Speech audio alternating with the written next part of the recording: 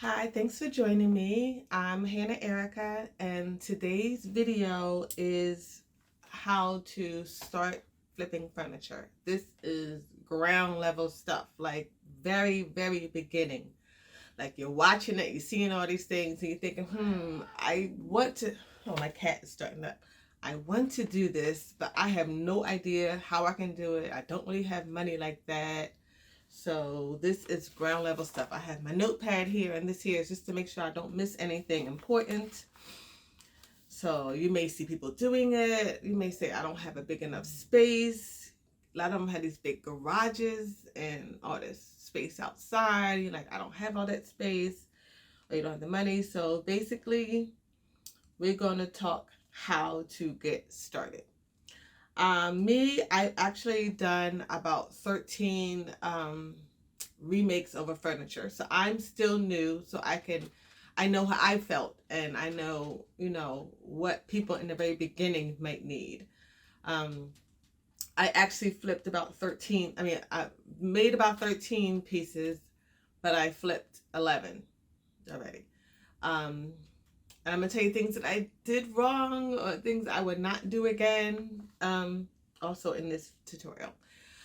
Okay, first, basic stuff you need. I'm gonna try to keep this under 200 bucks.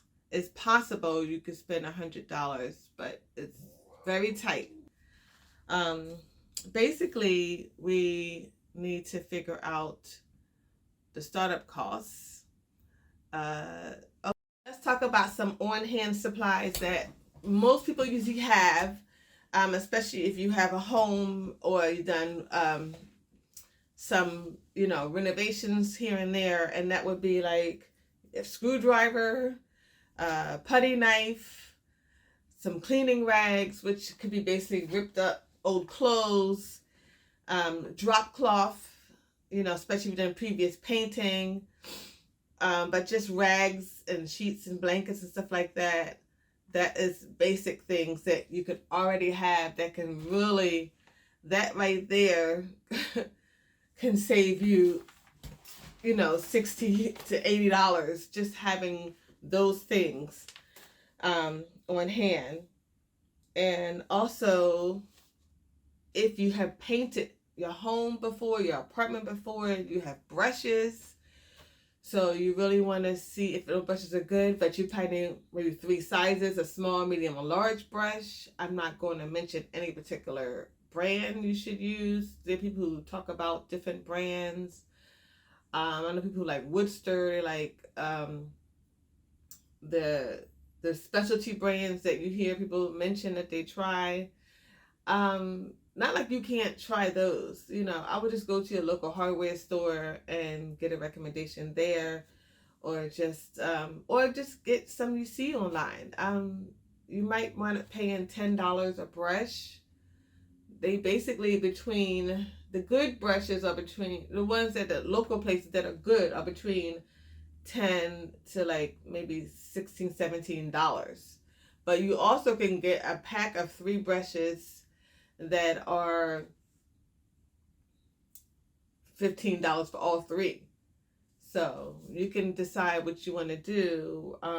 I did find that the starter brushes were fine for me.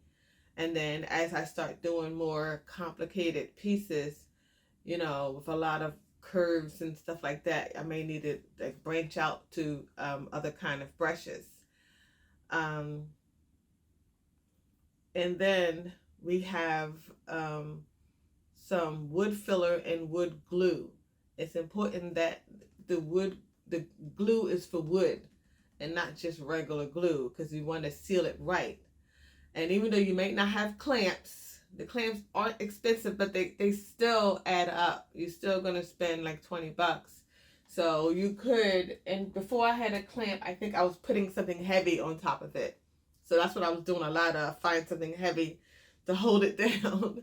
So you might want to do that if you don't have the money to start, or just find a project that may not have any issues, but sometimes you don't know it has issues until you already have it.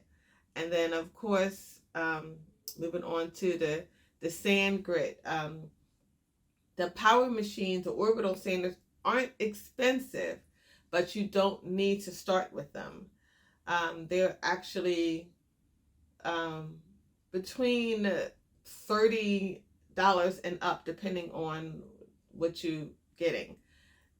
But you do need the paper, and you need to start with like maybe at least 3 different levels of the paper, which is going to be like 80. 60 is really rough. I would do 80, like 120, but they have so many. They have 60, 80, 100, 120. I mean, it really just breaks down, but I would just skip a little, like do 80, do 120, then pop maybe to 220, and then you need something that kind of smooth things out. It's like maybe 320 or 400 that just kind of polishes it up and gives it a nice smooth finish.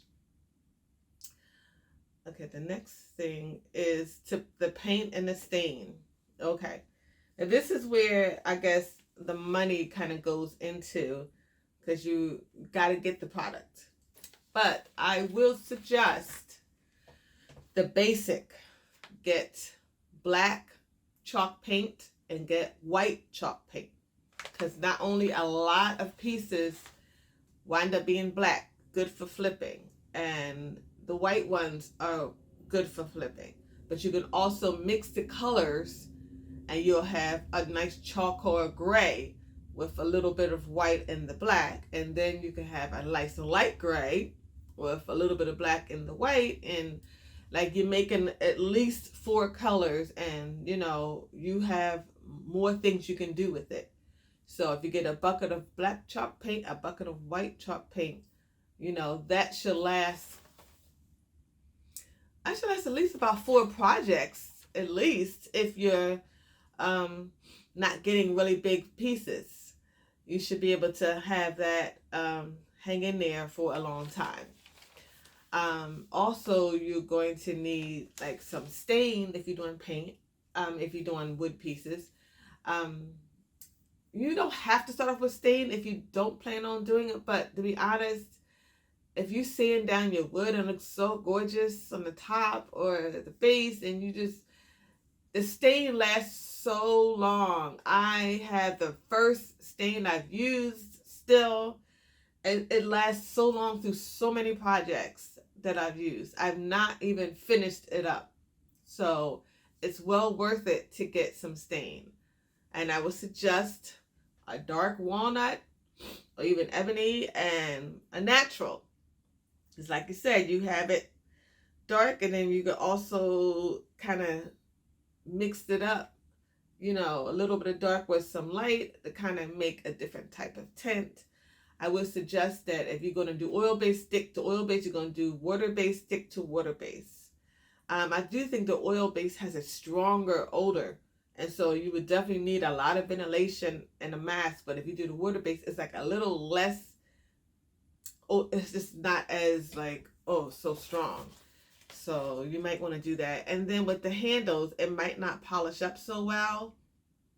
So you might want to invest in like a spray paint, like either nice gold, because if you're doing the black and white and gray, you may need some pretty gold handles. But you also can get a black spray. Those sprays are like $6 to $8 or so. You can spray the handles up and it looks nice and pretty. And a sealer, a wax is definitely more advanced. I'm still kind of struggling with the wax thing, but I like it, but I'm like, ugh. So, I mean, a nice polyurethane would do well, and it lasts a long time. Like, I still have my poly. It just lasts so long. You don't need a ton of it. And those things I mentioned too. Okay. That's where the money is. So I mentioned about $70 right there. If you just get the $20 cans, and the spray close to $10. So that's why I said 70. So that is definitely a good investment. You don't need a top of the line, but you just need to make sure you get good products that work right. And now to the furniture piece. You want to get something small. Do not get a dresser. If a dresser comes your way, put it aside. Do not start with that dresser. Um, you definitely should start with something like one end table, like a side table that go into like a smaller bedroom or something like that. A stool set, um, a shelf, a small bookshelf, because it's nice and flat. It's not a lot of curves. You don't want to lose your patience and struggle and be frustrated because you can't get it to look how you want it to look, and it's like causing problems. Don't do this to yourself. Like I said, my first was stools, and I'm telling you, that is the way to go. Get some stools, or get a side table, preferably with no drawer, just in case the drawer has problems. You don't want to be dealing with that. Or just one. But there are so many apps and stuff, and online you can get free furniture, and I suggest you try to do that before, if you really try to save money. If money is not an issue, then go to Goodwill, pick up something and work on it. But if you're trying to save on money and start off, trying to have the business kind of make you the money, and then you can use your proceeds to kind of finance the business, then I would suggest going on apps like Trash Nothing, even Nextdoor app, Craigslist, Facebook Marketplace. They all have people giving away furniture. And you go on there and get yourself something free, put it in the back of your vehicle, get it home, clean it off as soon as you can, because you don't know where it's been. Just clean that thing out and then store it until you're ready. I know space is a thing for some people. I'm struggling with space. I'm redoing the garage over and over again. I'm getting more and more space. I also do work on my porch. But even if you have a space in your house, you may have to move things out of the way and lay down a drop cloth and put the piece there, just to do one piece at a time. And then when the piece is done, set it aside. If you have space in a bedroom or against the wall, put it there, and then stick with small pieces because you don't want to get overwhelmed. Okay, I'm going to go through the list of things that I have made and sold, and the things that I didn't like what I did, and you'll see what happened to some of the pieces. I got a lot of things, like some chairs from Goodwill. They were like $5.99 a piece. Those didn't sell, and I'm telling you, I might have tried to sell them for like a month. When I say it didn't sell in the consignment shop, that means about a month. And I was like, oh my goodness, no one wants my pieces. So I called a local consignment shop. They're not that local. I called a few consignment shops that I got offline, which is an option if you really need it. The consignment shop let me know if they're taking pieces, and then they gave me an email, and then I emailed them pictures of what I had, and they told me what they wanted to accept or not. The thing is, they set the prices and they get half. So the profit was like zip. And the profit was bad. But I guess I had to learn to be more confident in my pieces, or take longer to try to sell them. Now, I'll have it for 6 months if I have to. Like, I'm not letting go of my pieces. If you're better off lowering your price than to have them set a low price and then split that low price in half with you. So that's only if you're really, really desperate. But the order of what I did would be the mirror. The first thing I did, I got it from Goodwill for $5.99. Went through a consignment shop. I made a profit of $19. See what that happens? The Queen Anne end table, I got it for $15.99 from Goodwill. Consignment shop, again, my profit was $34. See, this is horrible. The Windsor back chairs, they were $5.99 each. I did this kind of I got them from Goodwill for five, and I did this sort of ombre thing, and consignment shop again, $34. And then stools I got from Goodwill, $4.99. Consignment shop, $34. Stools Goodwill for $5.99 each, and they went to consignment shop for $34. Okay, I learned my lesson. Those were it. See, I had a lot of things, and it kind of made me nervous, and I wasn't able to really sell them. I should have just lowered my prices because I had the stools listed for like $80. I should have just lowered them to, $60 or something, and see if I could unload them then to make a better profit. But I learned my lesson when I got this end table out of the street. It was someone put it out for trash day. Me and my boyfriend was looking for stuff, and we found it, and so I put it on Facebook Marketplace, and I wound up lowering it about $20. So I wound up selling it for $60. Got a buyer. A coffee table that I got off of Facebook Marketplace for free. I'm getting smarter. I got it for free, and I sold it on the Nextdoor app for $125. I got an end table from Goodwill. It was just so tiny. It was like $6, $7. I figured just a quick little flip, get some more experience. I had plenty of leftover stuff. Didn't use anything. Oh, I had to buy a little knob, but that's it. I sold it for $40 on the Nextdoor app. A dresser I got from Goodwill for $20. It is a laminate dresser, so all I can do is really paint it. It had a lot of issues, and it wasn't in the perfect condition, so I sold it for $80. I had these two really nice rustic end tables I got from Facebook for $20. I have not sold them yet. I have had people say they were going to come get it, and that's another story. And then I had these end tables I got from a friend who emptied her things out of storage and was like, I need to get this stuff out of here. They looked them up. They were like Mershman end tables. They were gorgeous and vintage. I sold them pretty quick. Someone did talk me down a little bit. I sold them for $150. But at that point, I had the end tables. I think I still had, did I still have the dresser? Like, I had a couple of things.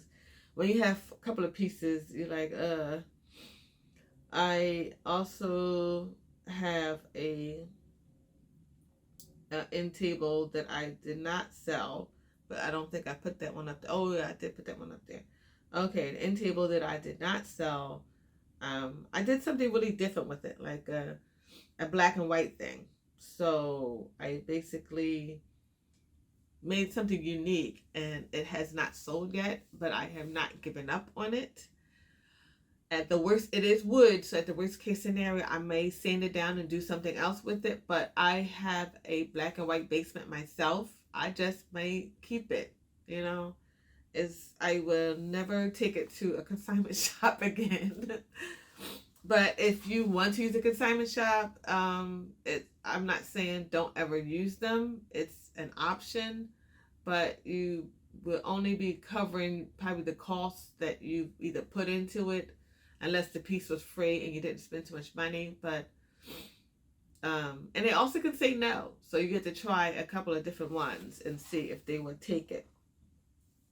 But it's also good to take really good pictures when you do it. Try to find the best lighting in your house, stage it nice, take really good pictures, and that is really important for sales, because people, they just, when they see how they can use it and how beautiful it is, it helps it sell better. And you really want your piece not to stay, in your house for a long time. You want it to sell. So that is a definite thing. Like, make sure you have good staging, and also research for the prices, because you can't just say, oh, I'm just going to set it to this price because I worked on it for like a month and I need to get my money, so I'm going to sell this for $500. And it's like, that's not what they're going for. I know you took that long to make it, but it's not what it's going for. You may have to start it at $200 and then see if people are going to buy it and stuff like that. So just be careful of your timing when you invest your time in a piece. Be careful of not going out and buying a bunch of new things. Oh, I'm going to get these, $20 knobs for this, and I'm going to do this, and then I'm going to post it for this money, because you might get disappointed. So I would just keep it really simple starting out. Like, don't go nuts with purchasing a lot of different things. And then when you get your proceeds from your pieces, if you start off with those colors, you get your proceeds from your pieces, you can reinvest into more things.